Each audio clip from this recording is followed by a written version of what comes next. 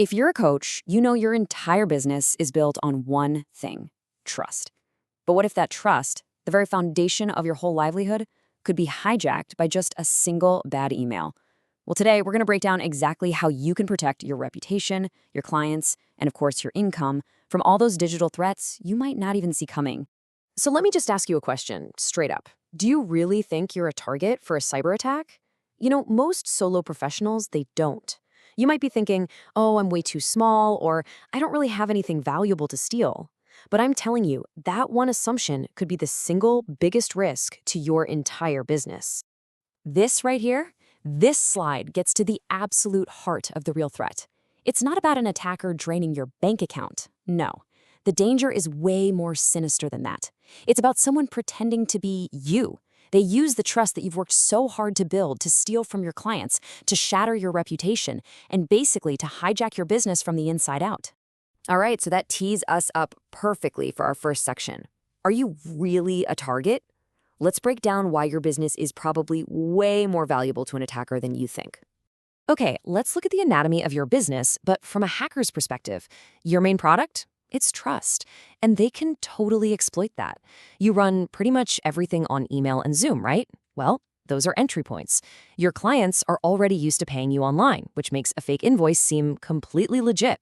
And you hold the keys to valuable stuff like client portals, special links, and recordings. Every single one of these is a vulnerability an attacker can use. And this all leads to a really crucial point. An attacker isn't really after your data. They're after your credibility. This isn't some quick smash and grab for cash. No, this is a carefully planned heist on your reputation.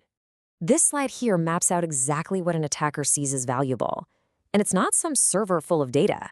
It's your name, your email, your calendar, and your private client conversations. I mean, these are the keys to your kingdom, the very foundation of your professional identity. So what does this actually look like in practice? Well, it often starts with something as simple as an email takeover. An attacker gets into your inbox, they watch how you communicate, and then they send fake invoices from your email address. Your clients, well, they pay them because they trust it's you. And it doesn't stop there. From your email, they can hijack your calendar and your Zoom.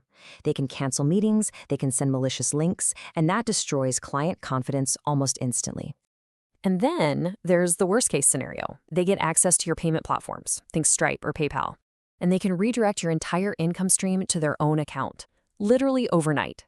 Now, all of these really scary scenarios, they often start in one single place.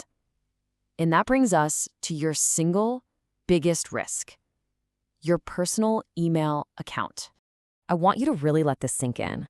For so many coaches who are using a personal email for their business, a single breach of that one inbox equals total access to their entire business. One breach, that's it. So why is that so risky? Well, first off, that email, it controls the password resets for everything: your bank, your scheduling tool, your social media, the whole shebang. Second, it mixes your personal risks, like, being in a data breach for some shopping site you use, with your professional life. It also just makes it so much easier for someone to impersonate you. And honestly, it just doesn't have the same level of security monitoring that our dedicated business account would. And here's the really harsh reality. When something goes wrong, when a client pays a fake invoice that came from your compromised account, they don't blame some abstract hacker or the system. They blame you. It is a direct hit to your personal and your professional reputation. Okay, so after all that doom and gloom, I promise there is good news. You are not powerless here. Let's pivot to the solution. We're going to talk about your resilience action plan, which is really your path to protection. This concept of the protection ladder is fantastic, seriously, because it frames cybersecurity not as this huge, overwhelming, expensive task, but as a really manageable, step-by-step process for building up your resilience over time. So let's start with the very first rung on the ladder, and the best part is it's completely free. Here are 4 things you should do immediately. 1, turn on multi-factor authentication. You'll see it called MFA on all of your critical accounts. 2, use a password manager to create unique, strong passwords for every single service. 3, stop sharing sensitive files over email. Use a secure client portal or an encrypted sharing service instead.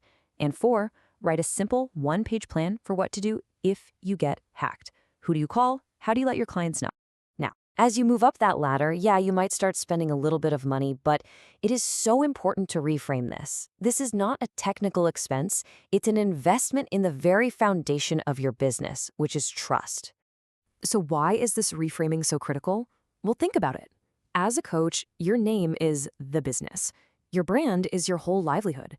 And trust, once it's broken, is way harder and more expensive to rebuild than any system. A single incident can stall your business growth overnight. And at the end of the day, your clients expect a professional standard, and investing in security is a huge part of delivering on that promise. Ultimately, the goal here isn't to make you paranoid, not at all. It's about being prepared. It's about having protection, having visibility into your accounts, and having a plan for when things go wrong. That right there is the foundation of a credible and a resilient coaching business. And that leaves us with one final question for you to think about. A crisis, big or small, it's going to hit every business eventually. So when it hits yours, are you going to be scrambling around in a panic, or are you going to be calmly executing a plan to recover? The choice is yours.